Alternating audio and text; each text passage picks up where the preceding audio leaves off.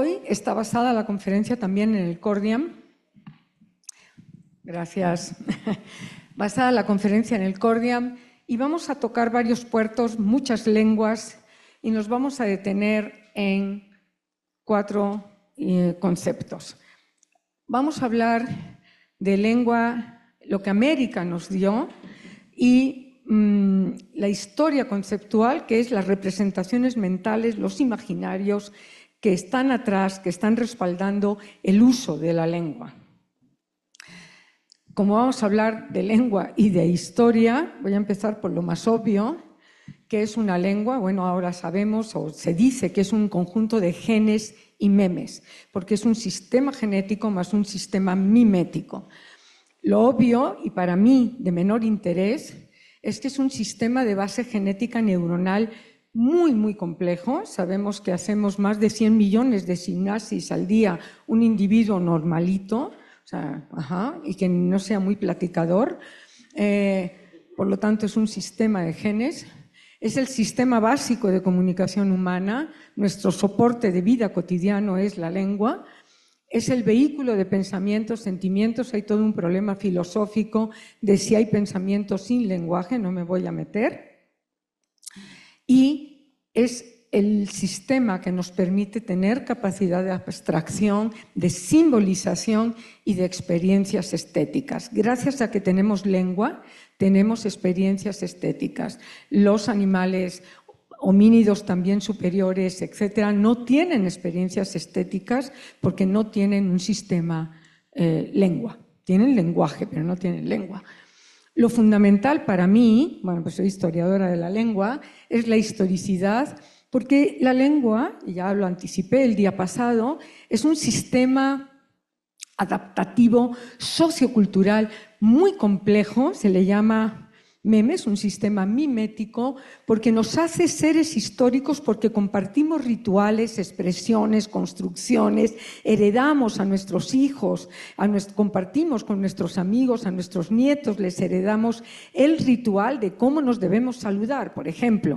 O sea, si es un saludo al paso, puedo decir hola, si lo conozco puedo decir qué hubo le, pero si no lo conozco, mucho gusto. Eso es un ritual, por ejemplo. La lengua nos hace seres históricos con identidades particulares. Todas las lenguas tienen saludos al paso y saludos formales, todas las lenguas del mundo, pero nos hace mexicanos cuando decimos qué húbole o qué obas, más de proximidad comunicativa todavía, qué obas. Nos permite transmitir experiencias, tradiciones, hábitos lingüísticos, compartir el ritual. Para mí eso es importantísimo, y lo que uno ve a través de la historia de la lengua cuando se dedica a hacer una sintaxis histórica, por ejemplo, en 10 volúmenes, si me preguntan qué es lo más importante de la historia de la lengua, es lo poco que cambió. Se pueden sorprender, pero es lo poco. Con un mínimo entrenamiento podemos entender y disfrutar incluso textos como el del arcipreste de Ita o más atrás todavía el Cantar de Miocid, y podemos entender un texto notarial del siglo XII, etc. En suma, la lengua es un conjunto de genes más memes. Para mí es el mejor identificador cultural, dialectal. Dime cómo hablas y te diré quién eres, y lo he llamado, y hay un libro en prensa así, ADN cultural, la lengua como un ADN cultural de los seres humanos.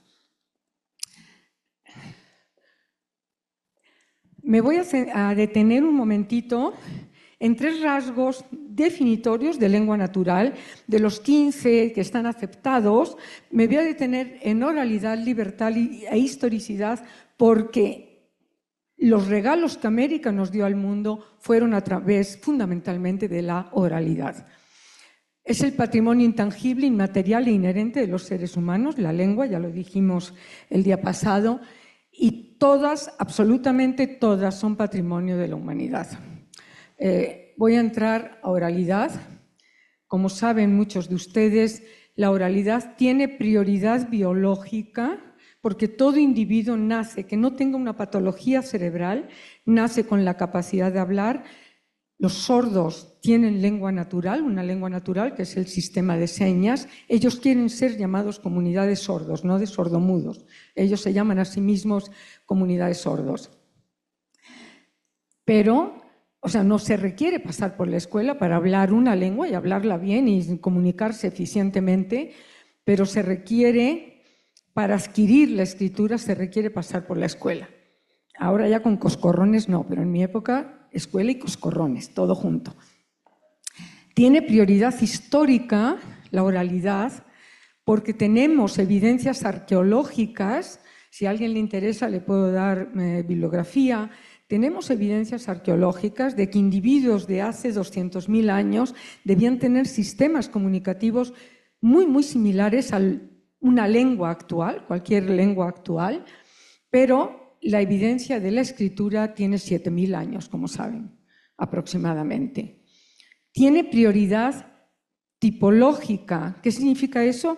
Que de las 6.100 lenguas, 6.104 que inventaria en el año 2014 inventarió el Instituto Max Planck, o 4.800, el grupo Ethnologue de los franceses, depende de qué entienden por lengua, pues depende de lo que van a entender ellos por inteligibilidad mutua, los investigadores, pero bueno, me quedo con el dato del Instituto Max Planck.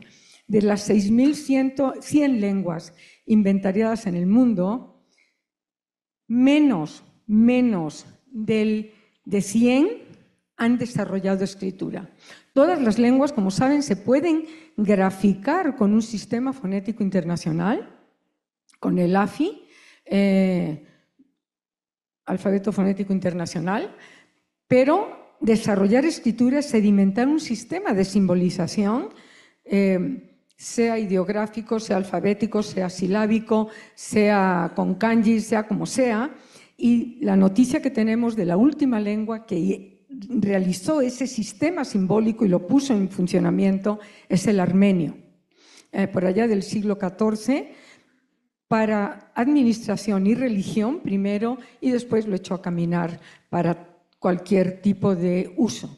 Por lo tanto, tiene prioridad tipológica, la oralidad absolutamente, y todas las lenguas, aunque no hayan desarrollado escritura, como es el caso de las lenguas de América, con excepción del maya, tienen la misma profundidad histórica, el mismo espesor cultural. Todas son autosuficientes para expresar su mundo. Eso es una obviedad para quienes nos dedicamos a la lengua, pero lo digo porque le damos un privilegio a la lengua escrita, tiene un prestigio la lengua escrita. La mayoría de los seres del mundo viven en la oralidad, tienen tradiciones, espesor cultural y no han pasado a la escritura ni necesitan pasar a la escritura. Y todas las lenguas son iguales en calidad sociocultural. No hay ni mejores ni peores, nada. ¿Ok? Bien. El otro rasgo es que gracias a que tenemos lengua, tenemos libertad. Esto se llama productividad, recursividad, pero voy a dejarlo en libertad. Somos seres de sintaxis libre, así se nos define a los seres humanos, sea cual sea la lengua. ¿Qué significa esa libertad? Seres de sintaxis libre, decir algo nunca antes dicho ni oído, podemos crear, podemos imaginar nuevos mundos. Hacer una hipótesis científica es crear un mundo. Hacer literatura es crear mundos. O sea, el científico y el creador, el escritor, están haciendo lo mismo. Gracias a que tienen lengua, crean mundos. Al científico después se le puede caer abajo el mundo si la hipótesis no funciona, y el escritor pues dependerá de las ventas, si el mundo se le cayó o no. Pero podemos crear metáforas. Los seres de todos los días, los hablantes de todos los días en la banqueta, en el mercado, estamos creando metáforas, haciendo asociaciones creativas, los chistes, el albur, la poesía, la creación literaria, la vida cotidiana, toda está construida con metáforas. Y yo les hablaba de un ritual. Por ejemplo, yo me puedo inventar un chiste a las 6:30 de la mañana con el café de la mañana, pero yo no puedo venir aquí si quiero que el chiste sea exitoso. No puedo decir: oye, fíjate el chiste que me inventé esta mañana. ¡Pum! Lo trueno totalmente. O sea, tiene que ser anónimo. El mundo de la oralidad tiene un gran anonimato.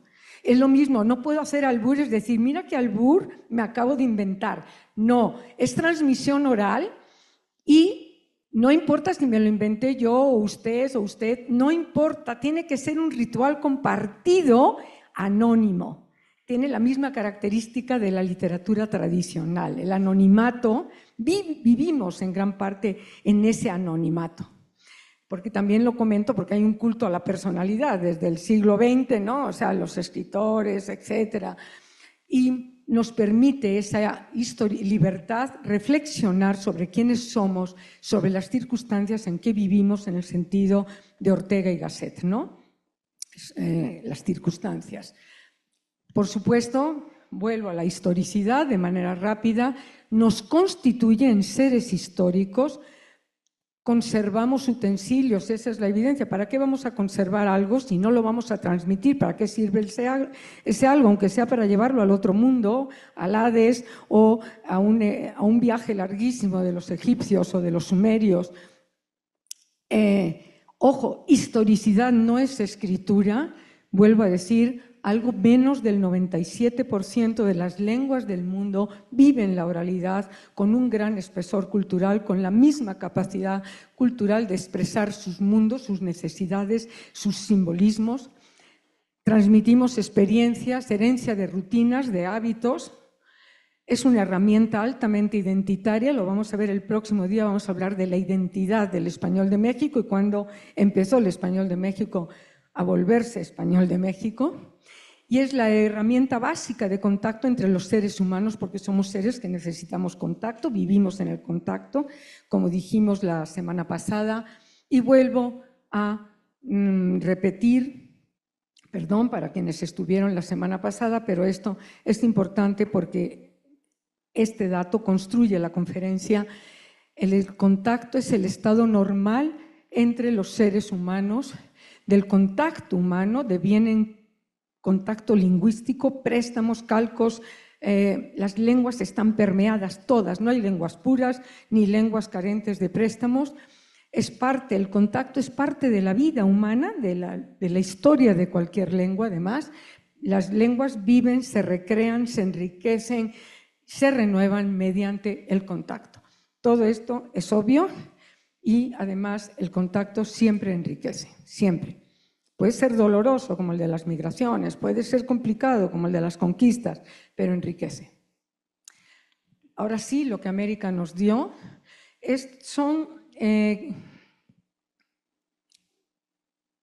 voy a tomar, ahora les explico cuál fue el criterio del cual saqué del Cordiam los indigenismos que vamos a ver, pero antes, ¿cómo se gesta la historia lingüística de Hispanoamérica? En 3 puntos. Uno es el trasplante del español de España a América, que fue lo que vimos el día pasado. Y además con la rareza geográfica e histórica de que sabemos con precisión el día, la hora, el día de la semana, el mes en que se inicia la andadura del español por América.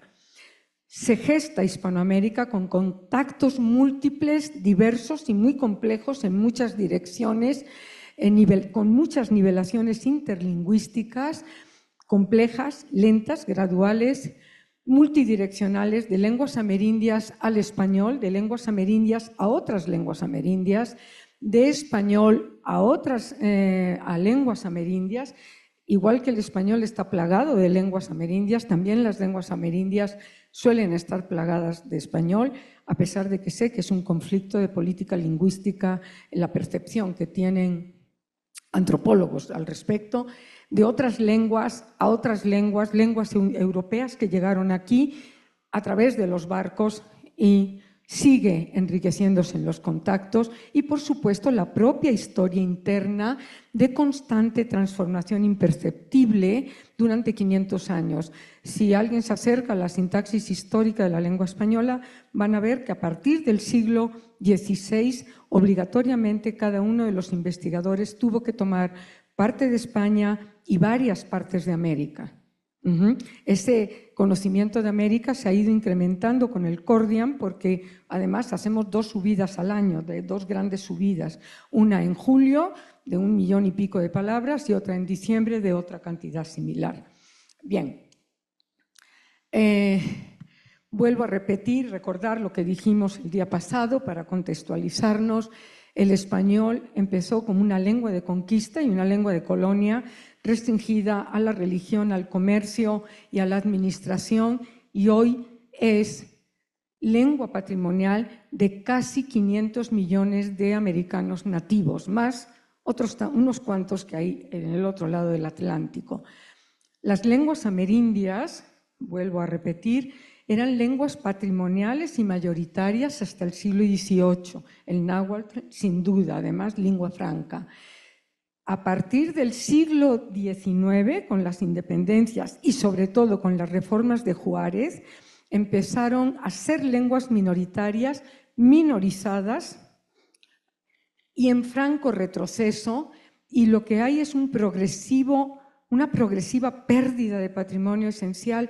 Los hijos ya no son bilingües fluidos o no son monolingües fluidos en la lengua del padre o de la abuela o del abuelo. Los nietos no son ni siquiera bilingües.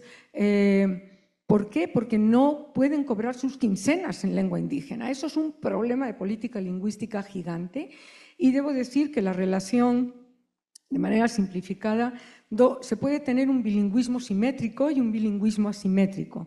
Lo que se ve en el Cordiam, en documentos, en deposiciones de testigos, es que el bilingüismo simétrico es cuando con las 2 lenguas puedo hacer lo mismo y ganar lo mismo en la quincena. Bilingüismo simétrico, por ejemplo, el que hay en Cataluña. Bilingüismo simétrico de alemán y francés, el de Luxemburgo. ¿Okay? Y su propio dialecto luxemburgués.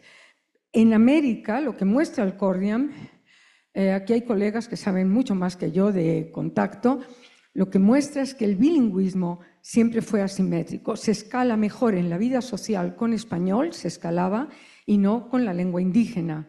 Y a partir del siglo XIX eso fue aceleradísimo. Y el bilingüismo asimétrico es cuando con solo una de las lenguas se escala y se cobran las quincenas. En el caso de en Estados Unidos, el bilingüismo en muchísimos lugares es asimétrico en el caso de español e inglés. Uno se cobra las quincenas en inglés y no en español. Bien, ahora sí, esto es la nueva realidad que muestra el Cordiam. Elegí unos 48, 50, porque esos son los que pasaron a muchas otras lenguas con muy pocos cambios fónicos. O sea, se adaptó el patrón acentual, pero ¿cómo se dice caníbal en inglés? Caníbal. ¿Cómo se dice chicle en inglés? Chiclet, si encima lo hicieron marca registrada, ¿no? O sea, en Estados Unidos. ¿Cómo se dice aguacate en otras partes del mundo? Pues abocado, casi la misma. O sea, elegí aquellos indigenismos procedentes de muchas lenguas americanas que han pasado muchas veces a través del español a otras lenguas indoeuropeas. Falta por hacer la tarea de, seguramente en Filipinas, en Indochina, hay montones de estos indigenismos, pero bueno, en la siguiente vida. Batata, aquí les puse entre paréntesis la lengua de procedencia y el país actual en el que estaba o está esa lengua. Batata, taíno, boniato, el mundo de los tubérculos es americano, todo. Y el mundo de los chiles, de los pimientos, es americano, todo. Esos 2 son, más muchos estimulantes, como vamos a ver, también es nuestro. El boniato, el camote, boniato caribe, camote náhuatl, mandioca, guaraní, tapioca, tupí guaraní, la tanga, que es interesante porque nosotros nos ponemos una tanga, los españoles se ponen un tanga y por ejemplo, en Perú fluctúa entre masculino y femenino, pero el asunto que me interesa es que es tupí guaraní y está documentado. ¿Y cómo se dice tanga en inglés? Tanga. Bueno, seguramente con un vocalismo diferente.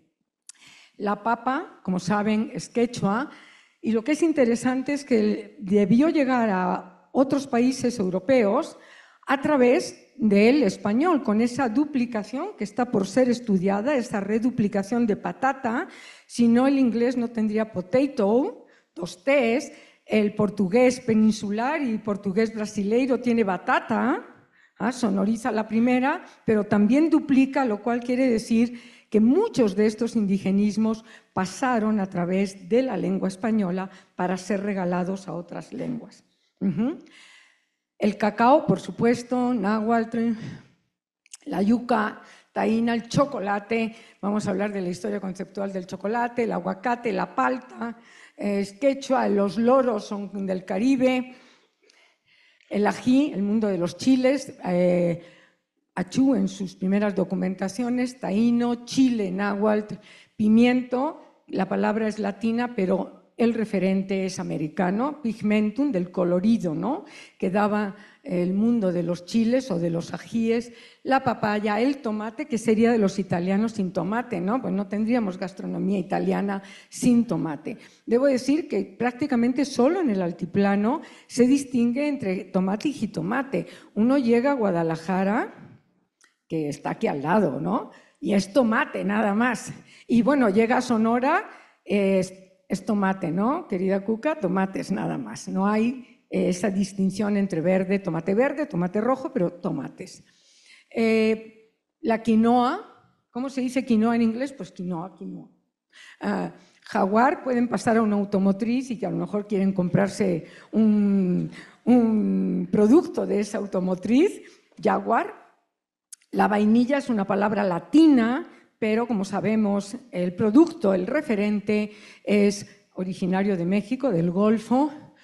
El maíz, taíno, la coca, la hoja de coca, quechua, aymara, viene de cuca.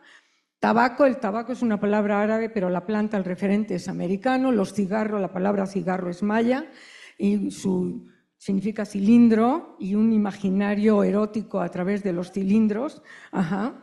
El chicle, náhuatl, pero apropiado en marca registrada chiclets. El hule, por supuesto, se usa prácticamente lo mismo en otras lenguas. Caimán, cochinilla grana, cochinillas de cocum, del insecto, y grana roja. Esa cochinilla grana, la palabra, la expresión es latín, pero el insecto del nopal es americano. Concretamente mesoamericano. Creo que les dije que fueran, si van a Oaxaca, esa hermosura de ciudad, vayan al Museo del Nopal, si es que todavía está funcionando. La cancha es quechua, pero hazme cancha para salir, o en Argentina se dice es bien canchero, y cancha se dice cancha en la mayoría, muchísimas lenguas. La carpa es quechua, la canoa, por supuesto, es taína, carey, cacique, así se pronuncia en inglés prácticamente. Caníbal, lo mismo. Guano, del quechua, que fue un producto con una economía muy fuerte en el siglo XIX. La quina, aunque la palabra sea latín, el árbol es originario del Amazonas. Las hamacas, el huracán, la tiza, que es un nahuatlismo que nosotros solo usamos para el billar. El resto del mundo hispanohablante usa tizas para escribir en pizarrones.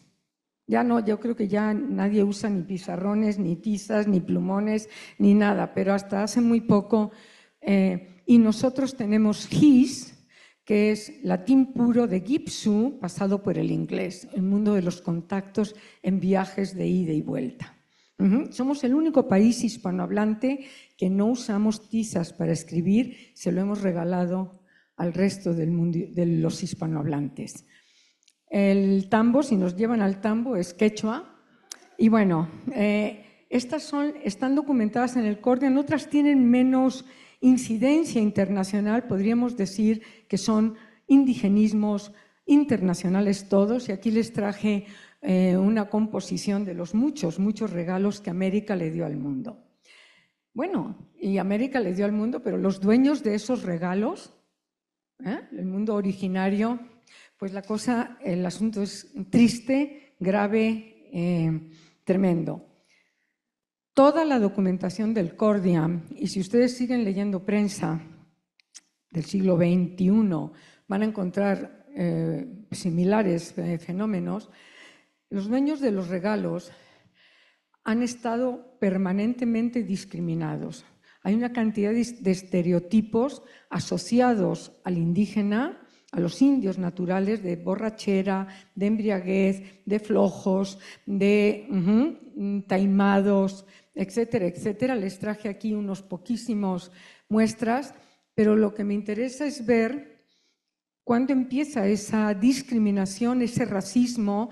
Yo les comentaba que Juan Villoro dice que mestizaje es racismo en México. Yo creo que no. Yo creo que mestizaje es un profundo mestizaje simbiótico, sincrético, sintáctico, léxico, estructural, como veremos el próximo día, y que racismo también lo hay, y mucho.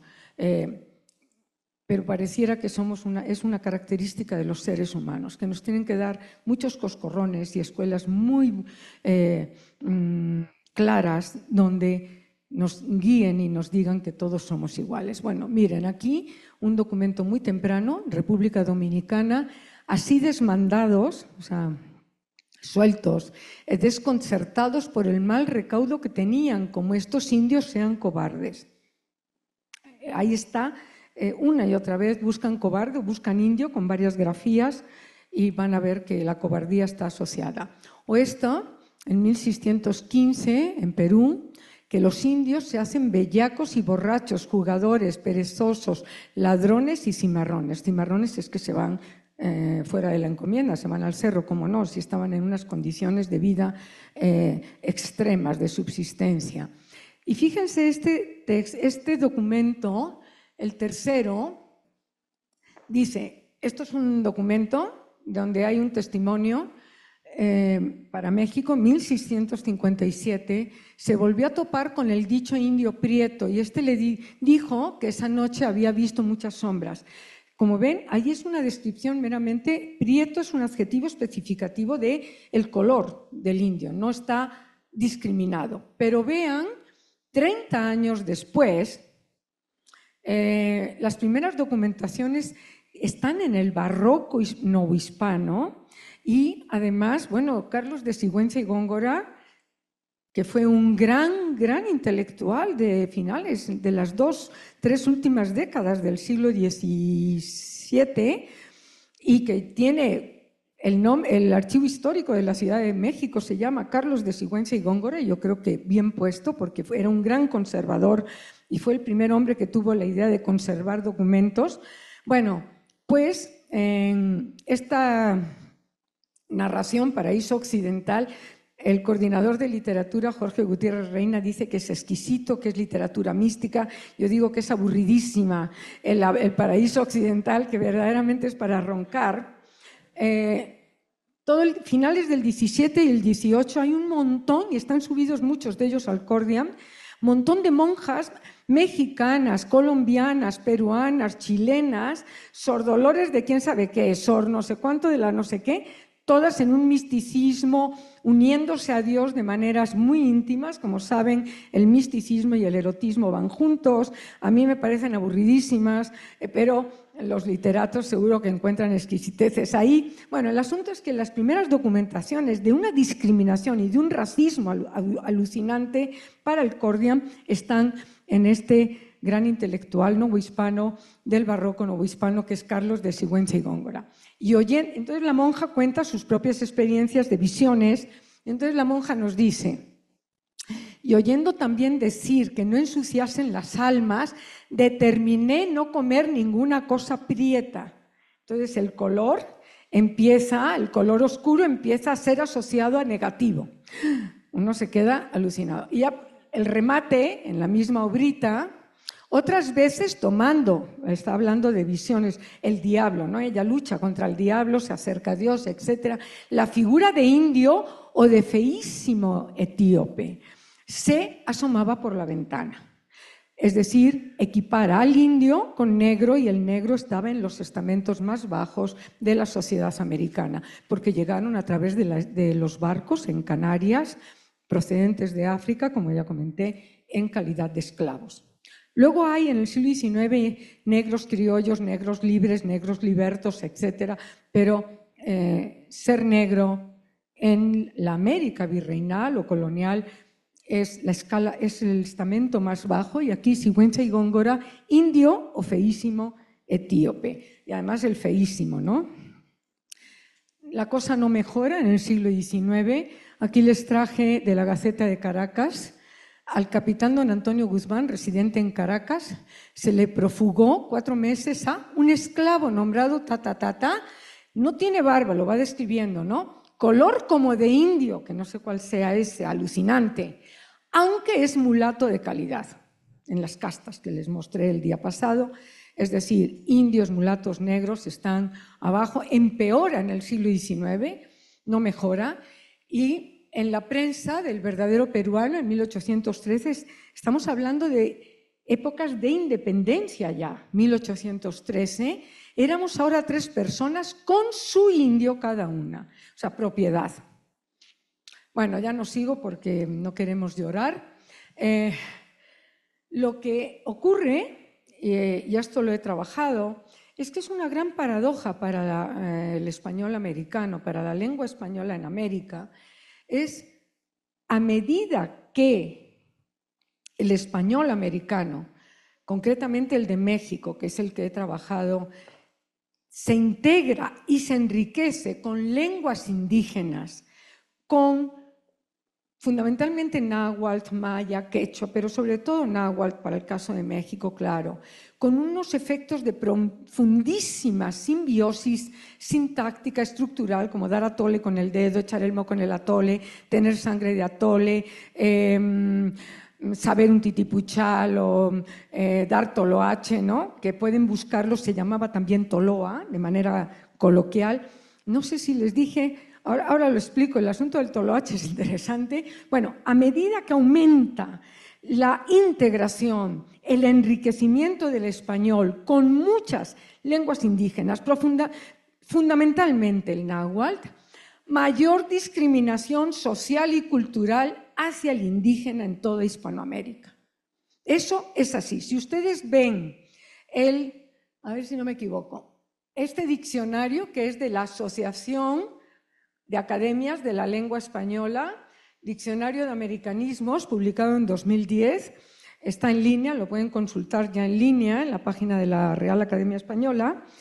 Si buscan la palabra indio, india, son páginas y páginas. El diccionario tiene un puntaje de 8 puntos, o sea, se queda uno ciego. Páginas y páginas de acepciones negativas, de frases hechas negativas. No voy a repetir ninguna porque todos las tenemos muy presentes en México. México no se queda a la saga y asusta. Entonces, lo que se ve cuando uno se dedica a historia de la lengua es que a medida que se enriquece una lengua, en este caso la española, con más préstamos, más discriminación histórica, social, conceptual hacia los dueños de los indigenismos. Y eso la culpa no la tiene la lengua, obviamente. No ha habido una política lingüística adecuada, eficiente, desde el Estado, desde el gobierno, que permita vivir bien hablando la lengua materna. Es una tragedia. Es un derecho de todo individuo decidir vivir en su lengua, pero el asunto no es así. Bien, vamos a detenernos de estos indigenismos 40 y tantos que vimos. Me voy a detener en 4 indigenismos internacionales que tuvieron un gran impacto económico e incluso en la geopolítica americana y europea, de cómo era la relación económica y geopolítica entre países. Me refiero al cacao y chocolate, que van juntos, cuyo origen es México, Mesoamérica, como saben, la coca, Perú y Bolivia, tabaco y cigarro, el Caribe insular y Yucatán, y el ají o chile, el Caribe y México. Empecemos.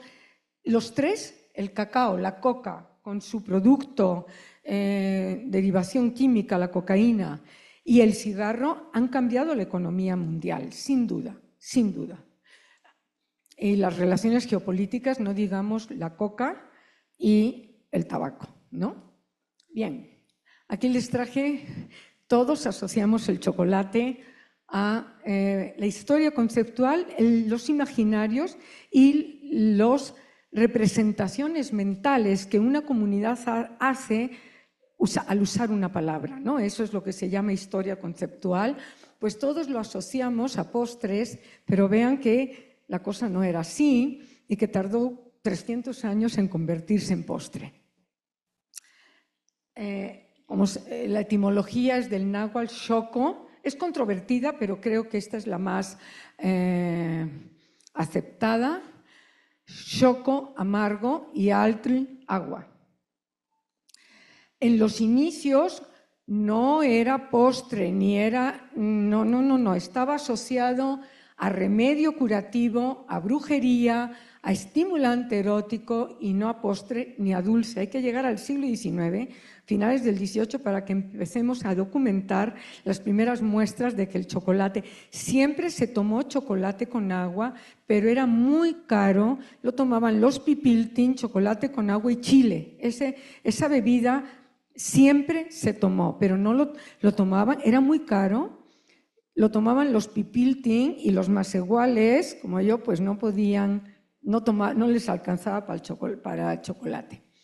Fíjense, esta es la primera documentación de Juan de Cárdenas, que no está en el Cordiam, el señor, porque escribió en España, pero anduvo por aquí, por Nueva España. Y entonces habla de que el chocolate se contagia, el valor del chocolate se contagia al ánimo de los americanos. Dice, de 1591, es la primera documentación de la palabra chocolate. Declárase a sí mismo muy en particular las propiedades del chocolate, de las propiedades y cualidades de los hombres y animales nacidos en las Indias. Los españoles que en esta tierra nacen son a una mano de vivo y delicado ingenio. Y él habla del chocolate igual, delicado ingenio. Y es la primera documentación del Cordiam, en una carta en 1594. No es México, es del Caribe, porque no puede ser. No, sí, 1594. Que me haga merced de enviarme un poco de chocolate molido hecho en tablillas. ¿Ven? Siempre se comerció el chocolate en tablillas. Querida directora, puedo dar el comercial, la abuelita, el mayordomo, siempre. O sea, nos viene a la cabeza chocolate de la abuelita, por ejemplo, o del oaxaqueño mayordomo. También era un remedio. Fíjense, que me haga merced de enviarme un poco de chocolate molido hecho en tablillas, porque doña Francisca ha dado en beberlo, que se lo ha molido Luis algunas veces y se ha hallado bien con él para un dolor de estómago que tiene. Ahora sería inimaginable. Vean que es historia conceptual, son las representaciones mentales. O sea, si yo tengo dolor de estómago, lo último que voy a tomar es chocolate. Pero en el siglo XVI y XVII era un gran remedio. Pero además, vean, en 1695 un texto de Guatemala del Cordiam más declara que en 2 ocasiones repentinamente ha perdido el juicio el marido de la dicha Petrona y que con chocolate que ésta le ha dado le quita la locura y queda bueno. Dan ganas de darle chocolate a los maridos, a las parejas. El año 23, el Colegio Nacional y la UNAM sacaron un libro coordinado por mí, se llama Hablar y Vivir en América, y hay un capítulo final, un penúltimo de una investigadora de acá, Asunción Hernández Treviño, que habla del chocolate y del cacao. Parte de estos datos están basados y ella se basó en el Cordiam también, le enseñé cómo se usaba el Cordiam para encontrar datos. Y una bióloga, el último capítulo, son los poderes medicinales del chocolate, y María Emilia Beller, bióloga, del chocolate y del chile. Y entonces en el chocolate, María Emilia dice que es que tiene cafeína, las moléculas del chocolate tienen un alto dosis de cafeína y puede quitar el dolor de cabeza. Pero bueno, ya la locura, eso ya es extremo. Hay muchísimos datos del chocolate que quita la enfermedad. Al marido lo que hay que hacer, a la pareja, pareje, hay que darle chocolate. Bien. brujería. El chocolate está asociado a la brujería constantemente, no porque el chocolate produzca ningún efecto mágico, sino porque se usaba normalmente un vasoconstrictor, que son las flores del árbol llamado toloache. Ustedes pueden buscar en el Cordiam y a veces se abreviaba Toloa, me dieron Toloa. Y entonces se secaba la flor. A mí me sorprende, si ustedes van al Parque de los Venados, está lleno de toloache. Y yo digo, bueno, ¿cómo es que nadie se envenena? Es un vasoconstrictor poderosísimo.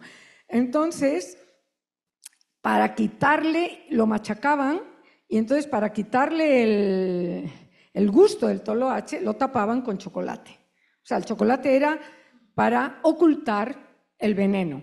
Y entonces vean, se usaba el chocolate con toloache, se usaba con agua de menstruo.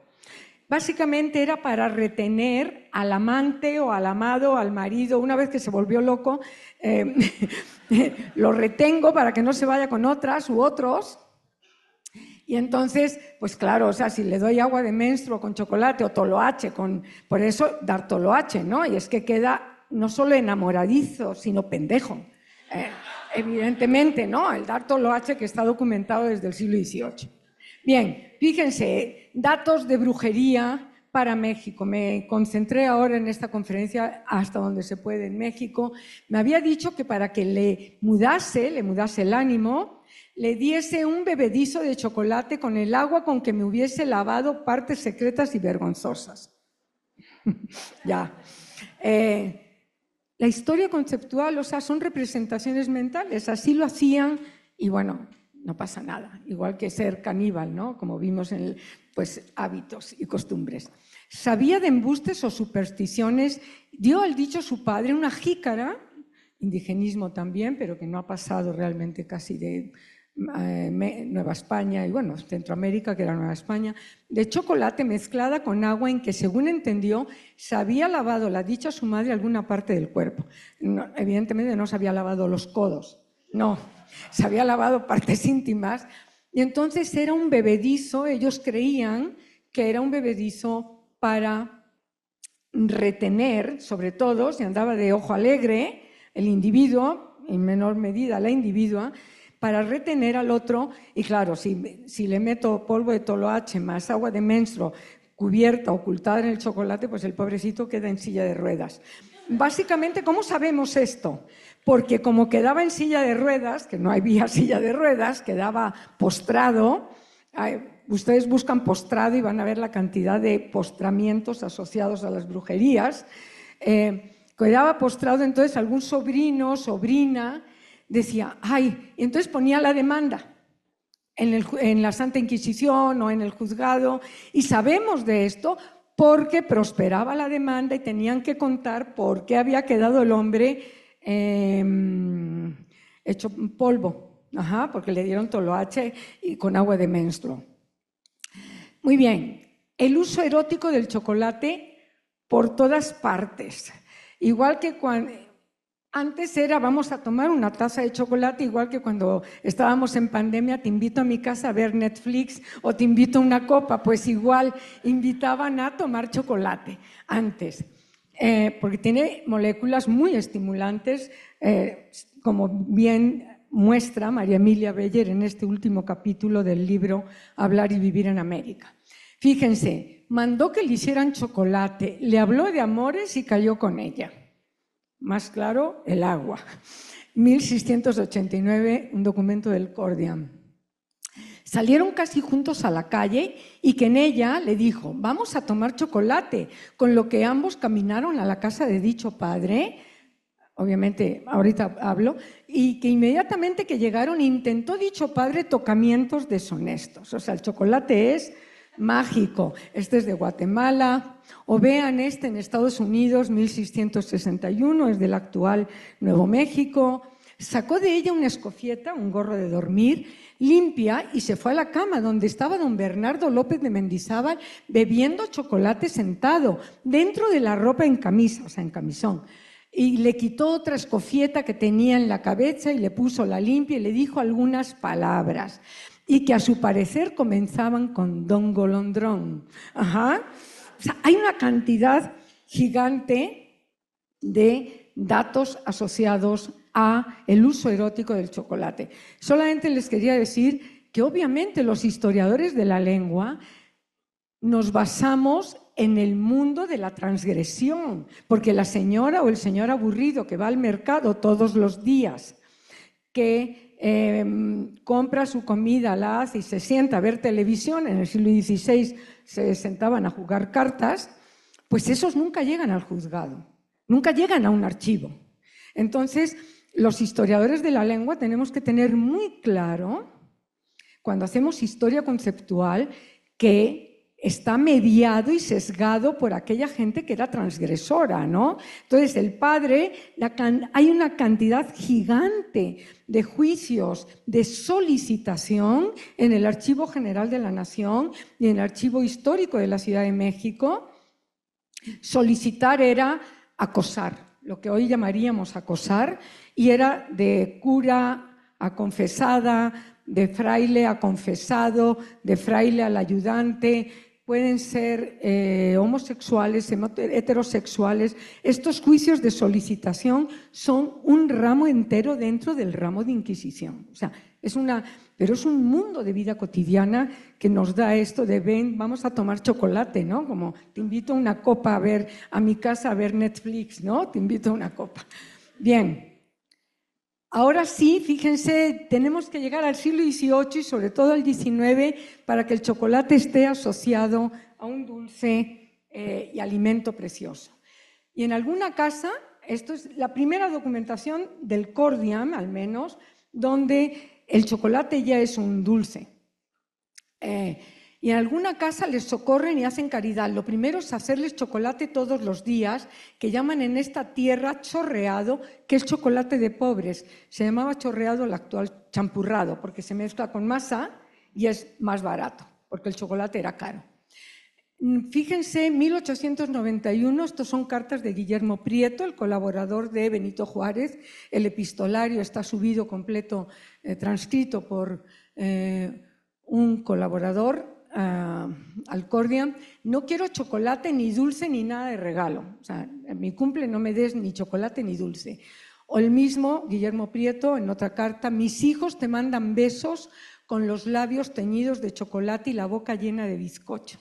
¿Ven? Ya es claramente un dulce. Estamos hablando de finales del XIX o de inicios del XX. Me tratan como a rey y para darte una muestra te diré que hoy me he desayunado con chocolate y bizcochos. O sea, hay que esperarse al siglo XVIII muy entrado y sobre todo XIX.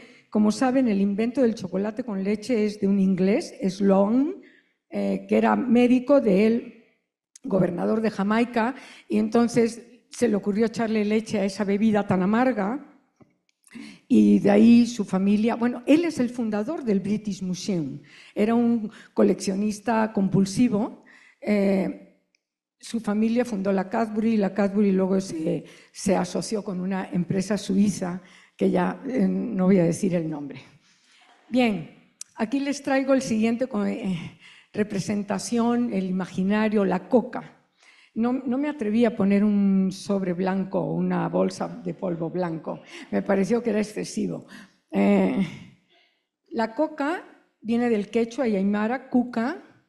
Está asociada en su origen a riqueza, a moneda, a uso ritual y también poco después a estimulante. Fíjense, era riqueza, o sea, era moneda porque una medida, una bolsita de coca, un cajete de coca, cajete que es nahuatlismo, cajete de coca se podía intercambiar por un cordero, por 2 cajetes, un puerco, etc. Era trueque. La coca era en el Perú el recurso más obvio y seguro. Permutaban por ella todas las especies comerciales cuyo precio estaba arreglado a peso y medida. O sea, se medía en cajetes de coca, de hoja de coca. Que 2 cestos de estos, en 1558 en el Perú, que 2 cestos de estos lleva un indio y que esta coca es para venderlo para sustratos y granjerías. Es decir, es una moneda.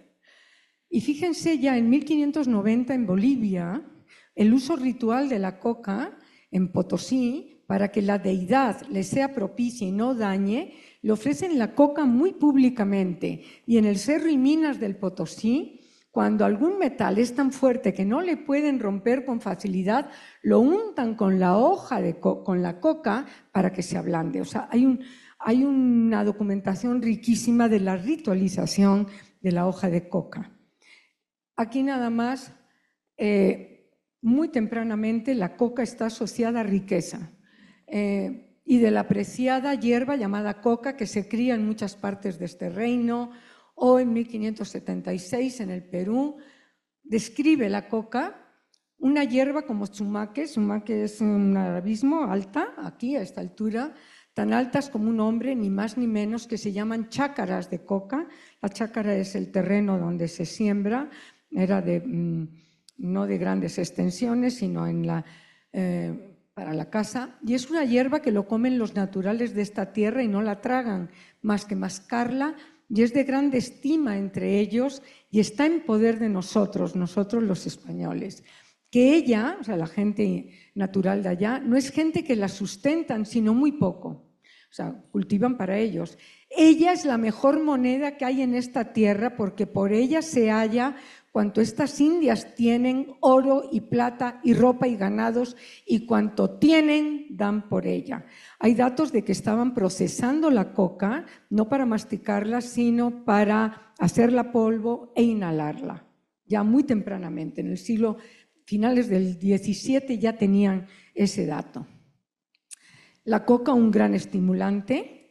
Hay datos, aquí un periódico, Mercurio Peruano, y quizá principió la idolatría por la adoración de los vegetales, pero parece a ninguna se le tributaron, o sea, ninguna hierba, con más exceso que a la célebre hoja del Perú, nombrada coca, sentían aturdimiento, desmayos y un vehemente dolor de cabeza, cuyo estado llaman caicar, caecan, andar atontado.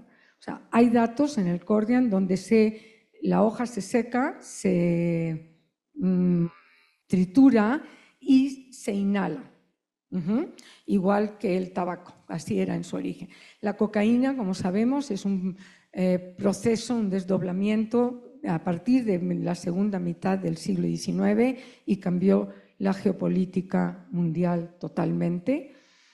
Ahora ya está siendo sustituida por drogas sintéticas, como sabemos, pero sigue siendo un estimulante, una droga muy, muy preciada, porque hay datos del Cordian donde se mantienen inhalando hoja de coca toda la vida y no pasa nada, y se sienten bien. Aquí el cigarro, el tabaco,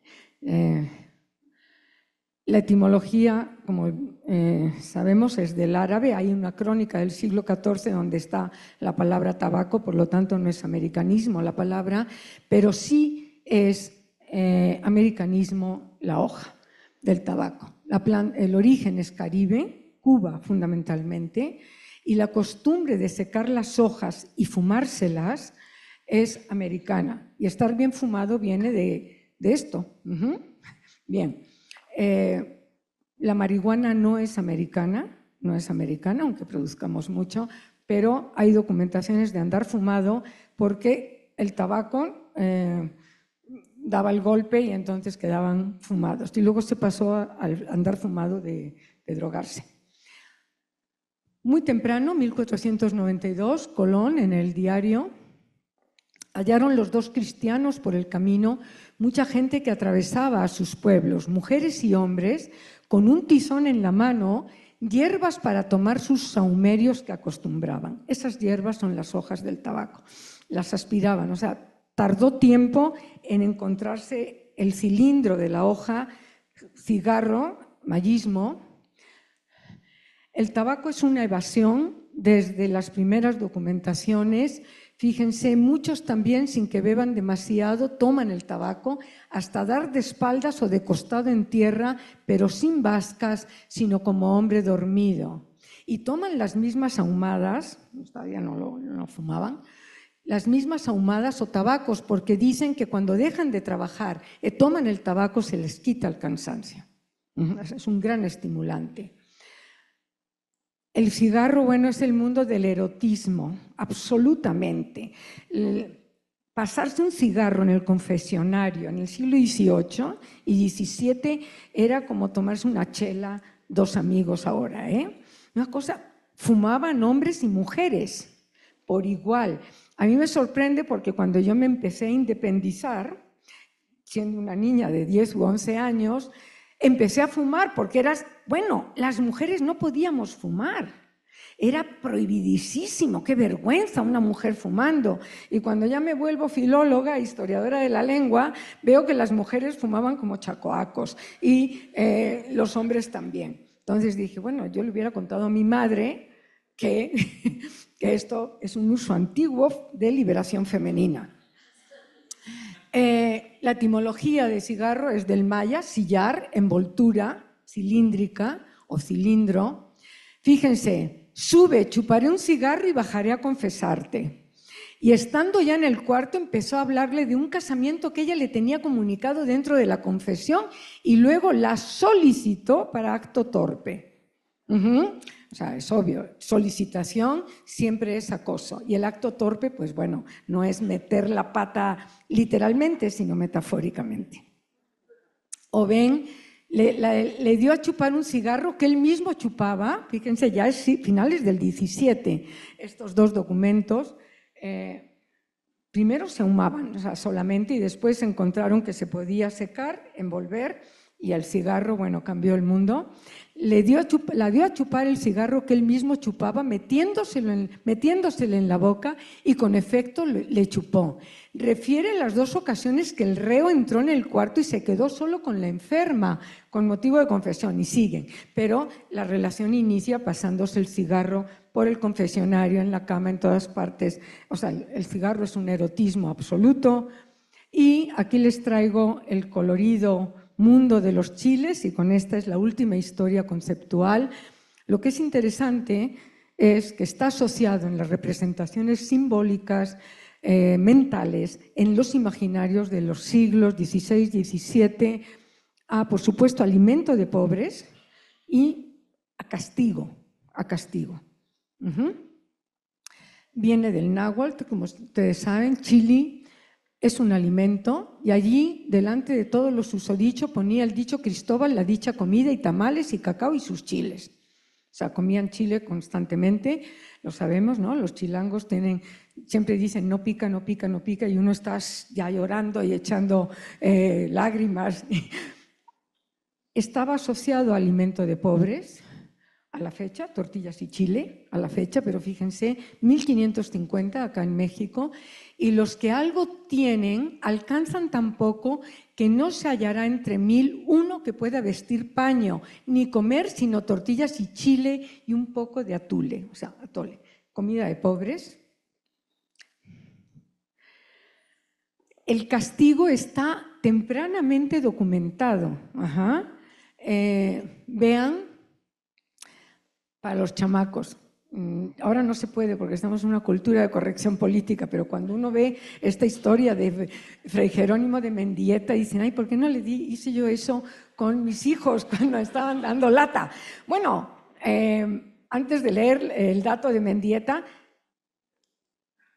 todos hemos hecho seguramente, o nos han hecho, que si nos chupábamos el dedo, nos enchilaban el dedo, ¿no? Y entonces una vez que le encontraban el gusto, pues ya seguíamos chupándonos el dedo. Yo se lo hice a mi hijo el chico. Ahora me avergüenzo porque cuando encontré esto dije, ay, Dios mío, qué vergüenza, ¿no? Vean, fíjense, se refiere en 1604 a qué hacer con los chamacos, ¿no? Con el escuincle. Si los veían traviesos o malcriados, castigábanlos rigurosamente, a las veces riñéndolos de palabra, otras hostigándolos por el cuerpo con ortigas en lugar de azotes. Otras veces dábanles con vergas, la del caballo, ¿no? Y si no se enmendaban, colgábanlos y dábanles con chile humo a narices. Ponían el chile en el comal y el chamaco pues lloraba, estornudaba y pues no sabemos si se portaba bien después o ya cometía algún parricidio o matricidio, no sabemos. Fíjense, en el Perú, el castigo Luego le daba muchos azotes y le quemaba con maguey encendido, atado con 4 palos. Vean que es un español de un escritor inhábil, ¿no? Pero bueno, estoy actualizando la lectura. Con maguey encendido, atado con 4 palos de las 4 partes, pies y manos, y los castigaba hasta hacerle correr sangre del cuerpo. Y luego lo hacía untar con orines y sal y ají caliente, que es otro tormento. O sea, el chile es nada de nueva cocina mexicana. No, el chile es un castigo fuerte, y tenemos tempranas documentaciones del parasintético. Un parasintético es que tiene una base léxica, que en este caso es indígena, con un prefijo y un sufijo del español. Para que lleguemos a hacer esa morfología compleja de parasintéticos, tiene que haber pasado generaciones, de padres a hijos, a nietos, haciendo este hábito de enchilarse o enchilar a la persona. Fíjense, a fin de que confesase, estamos en el siglo XVIII, esta es la primera documentación de enchiladola como castigo, a fin de que confesase la amistad que tenía María Magdalena con el señor Juan, el puertorriqueño, hasta quisieron confesarla. Y hecha esta diligencia con las demás, de haberla maltratado, como lleva declarado, y enchiladola en presencia de esta testiga, le impusieron graves penas de castigo. Ajá. De camino hablo de, vean, hay testiga, pero no quedó. Hay testigas, hay cacicas, hay fiscalas, pero eso es otro tema, el lenguaje incluyente. Bien, conclusiones, gracias por su paciencia. Los seres humanos viven en contacto. Las lenguas indígenas amerindias le regalaron al mundo, creo yo que a través de la lengua española fundamentalmente, y de esta a otras lenguas, objetos, conceptos y actividades. En particular, las lenguas amerindias le regalaron al mundo muchos estimulantes que cambiaron la economía y la geopolítica mundial. El chocolate, el cigarro y la coca. La historia conceptual, que es lo que hemos hecho un recorrido con 4 indoamericanismos, es una comprensión de los imaginarios y de las representaciones mentales de otra época sin tener que juzgar lo que hacían en otras épocas. El trasvase conceptual y lingüístico es siempre enriquecedor, aunque no todas las lenguas en ese enriquecimiento tengan capacidad para vivir y comer y tener sus vidas en esa lengua. Muchísimas gracias.